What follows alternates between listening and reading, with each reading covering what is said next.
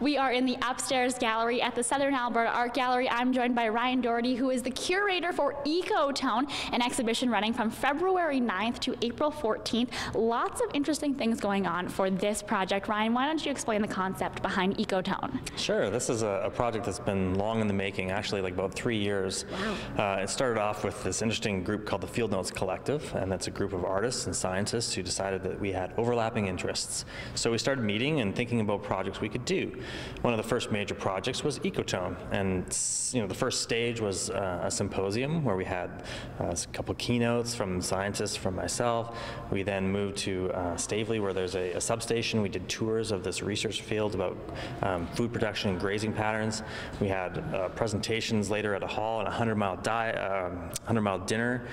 Incredible evening. So that was stage one. Stage two was inviting the artists participating in that to go do residencies in the ranch lands around here. Cool. So they spend anywhere from 3 days to a week working with the ranchers, being on the land, getting, sort of absorbing what they could, and then they made art. And then a year later, we're exhibiting it. This is the final product from the Ecotone 3-stage thing. Wow. Yeah. So a lot of work has gone into this group exhibition. A lot of work, a lot of thought, and a really great opportunity for these different communities, ranching, science, art, to communicate, have these share stories, think about our local ecology. Right. And so I can assume that it might have a bit of a rural feel to it than if people were doing residencies at ranches.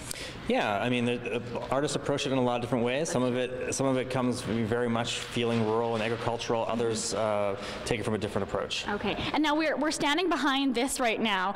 Maybe can you just explain to us what people might see here? Sure. This is actually a really interesting work. It's a collaborative piece between 3 artists, okay. Jason DeHaan, Maruna Dragon, and Chris Linskog.